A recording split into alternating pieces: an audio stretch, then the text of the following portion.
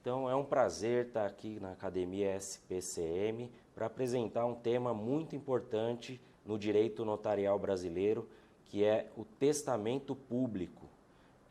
Queria agradecer primeiramente o convite e vamos então passar ao nosso curso de testamento público, dando início, me apresentando então, sou Mauro Alexandre Barbosa Bordini, sou segundo tabelião de notas da comarca de Guarulhos. Hoje então vamos tratar do tema testamento público. Numa introdução, podemos distinguir os direitos das sucessões, que se divide em dois gêneros. O direito das sucessões, ele se divide então na sucessão legítima, que é aquela que decorre da lei e segue uma ordem de vocação hereditária prevista no Código Civil. Principalmente a origem da sucessão legítima está no artigo 1829 do Código Civil e segue aquela ordem que se presume a vontade do autor da herança. A lei traz então uma presunção do que ele gostaria que fosse feito na sua sucessão. Então ela prevê lá aquela ordem, no inciso 1 do 1829, os herdeiros descendentes, em concorrência com o cônjuge e com algumas especificidades quanto aos regimes de bens, etc. No inciso 2, com ascendentes em concorrência com o cônjuge, também se for o caso. No inciso 3, ele trata do cônjuge, na ordem hereditária prevista ali no 1829, o cônjuge vem em terceiro, aí isoladamente, não mais concorrendo. E não havendo nenhuma dessas situações, passa-se então aos colaterais. E essa então é uma presunção que a lei, o Código Civil no artigo 1829, ele apresenta então essa presunção. E ao contrário da sucessão legítima, nós temos a sucessão testamentária. A sucessão testamentária é aquela que tem origem em um ato de última vontade do autor da herança, demonstrando assim então um pleno exercício da autonomia privada desse testador, no caso do testamento público, né? E essa sucessão testamentária, ela se dá através de mecanismos previstos em lei. Um deles é o nosso assunto hoje aqui do curso, é o testamento público. Existem outros, como o testamento privado. Mais à frente do curso nós vamos apontar quais são esses outros instrumentos, mas por hora então, que é o objeto do nosso curso, dizer que o exercício da autonomia privada nos direitos das sucessões se trata na sucessão testamentária através do testamento público. E aí, no primeiro ponto, o que nós podemos trazer é o conceito de testamento público. Diferentemente do Código anterior, o Código Civil de 1916, o novo Código Civil, que foi promulgado em 2002, ele não traz um conceito na lei do que seria o testamento em geral e especificamente o testamento público. Então, o Código anterior, com aquela base patrimonialista que ele tinha, ele recebia muita crítica nesse conceito que ele trazia, principalmente porque nesse conceito ele especificava somente disposições patrimoniais do testador, e a doutrina, com base nesse conceito legal, procurou sempre complementar, né, em crítica ao conceito, ela complementava para ampliar isso e não só para disposições patrimoniais. Então, um conceito que eu entendo bastante completo é trazido pelos professores Flávio Tartucci e José Fernando Simão, e que eles dizem então que o testamento é um negócio jurídico unilateral, personalíssimo e revogável, pelo qual o testador faz disposições de caráter patrimonial ou não para depois de sua morte. Acrescente-se que, quando se tratar de testamento público, se trata de um ato notarial lavrado em livro de notas pelo tabelião ou seu substituto, trazendo assim então uma maior segurança jurídica. Então ali nesse conceito já fica algumas características do testamento público ficam já aparentes, ou seja, ato personalíssimo, ele é revogável, e no campo da eficácia, nesse conceito ele vem, o campo da eficácia é descrito para depois de sua morte, porque o testamento ele só produz os efeitos que lá estão estabelecidos, ele só produz efeitos após a morte do testador, com a abertura da sucessão. E aí, então, esse é o conceito que eu entendo bastante completo e que a doutrina utiliza bastante em contrapartida àquele conceito que existia no código anterior, que é o Código de 1916. Então, partindo para as principais características, com as raízes nesse conceito, nós podemos dizer, então, que trata-se de um ato personalíssimo por excelência, como uma primeira característica. Então, o Código Civil, no artigo 1863, ele veda o testamento conjuntivo, celebrado por duas ou mais pessoas. E aí ele estabelece 3 espécies de testamento conjuntivo, que é o simultâneo, o recíproco e o correspectivo. Então, o que significa? Uma pessoa, somente uma pessoa pode fazer um testamento. 2 pessoas no mesmo testamento torna esse testamento inválido. Ele não vai produzir os efeitos esperados. Outra observação no ato personalíssimo por excelência, nessa primeira característica, é que então é vedado o testamento por meio de procuração pública, ou seja, procuração de qualquer forma, ainda que seja particular. Não existe a possibilidade de uma pessoa outorgar a procuração para outra fazer o testamento no seu lugar. Isso também decorre dessa característica de se tratar um ato personalíssimo, né?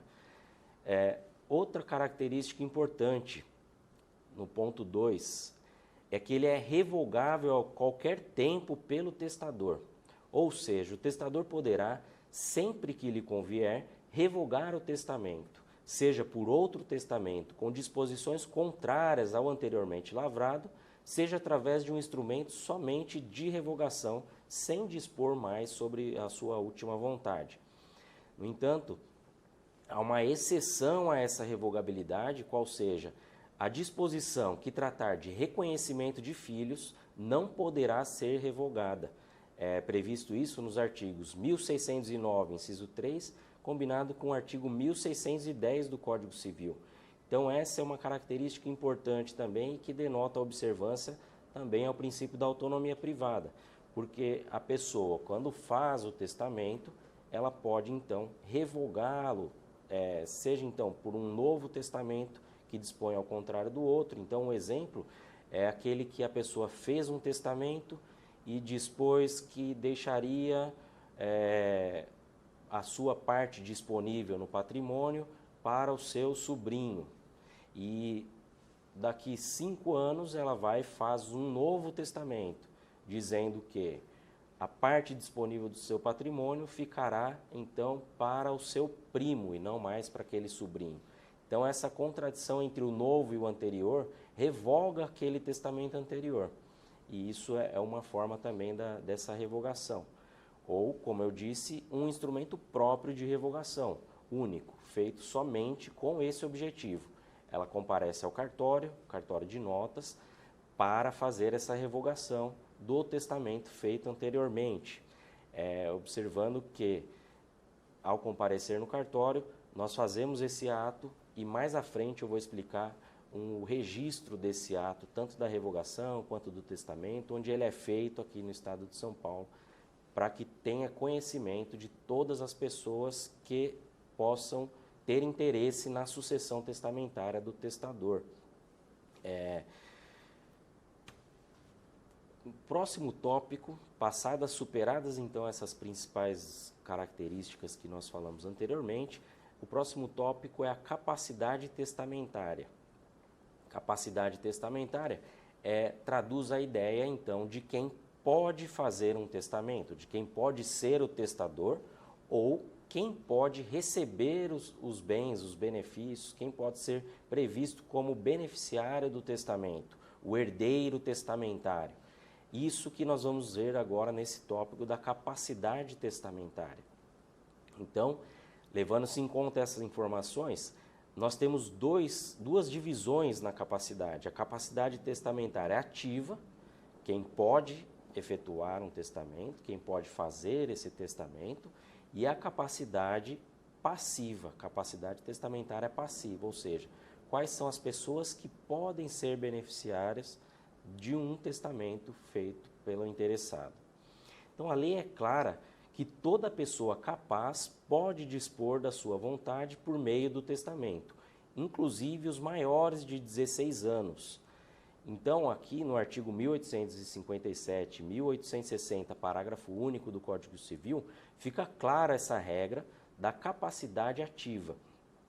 Então, vale observar aí que o maior de 16 anos, por força desse dispositivo específico, ele pode fazer o seu testamento independentemente de assistência, que é a regra na parte geral do Código Civil, quando um menor entre 16 e 18 anos, ele vai praticar um ato da vida civil, ele é assistido pelos seus pais ou por seus representantes legais. E nesse caso do testamento, excepcionalmente, o maior de 16 e menor de 18, ele tem capacidade ativa para fazer um testamento. E isso fica claro na lei, e isso independe da emancipação, porque em determinados casos essa pessoa maior de 16 pode ser emancipado e assim praticar atos da vida civil, independentemente também da assistência.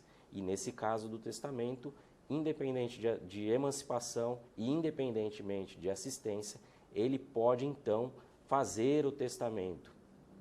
Então, aplica-se, se for o caso, então, a teoria da capacidade jurídica, estudada lá na parte geral do Código Civil. O Código deixa claro ainda, no artigo 1861, a aplicação do princípio do tempus regit actum quanto a essa matéria da capacidade do testamento. Esse princípio ele traduz a ideia de que, no momento da elaboração daquele ato, é que devem ser observadas as regras, ou seja, e aí o texto do artigo 1861 ele é claro em dizer que a incapacidade superveniente do testador não invalida o testamento, nem o testamento do incapaz se valida com a superveniência da capacidade.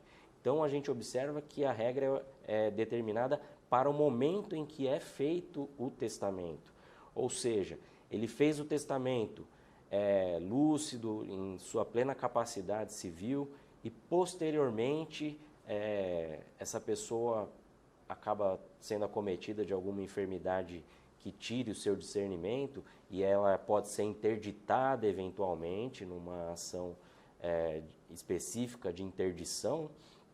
Essa interdição posterior, essa incapacidade posterior ao ato, não vai invalidar aquele testamento que já foi efetivado anteriormente.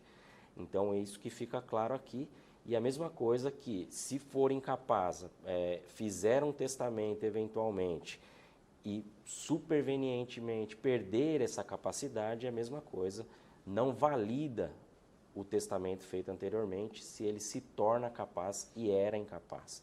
Por isso é importante a prudência do notário no momento da elaboração do ato em ter essa análise detalhada sobre a capacidade das partes, do testador, notadamente nesse caso.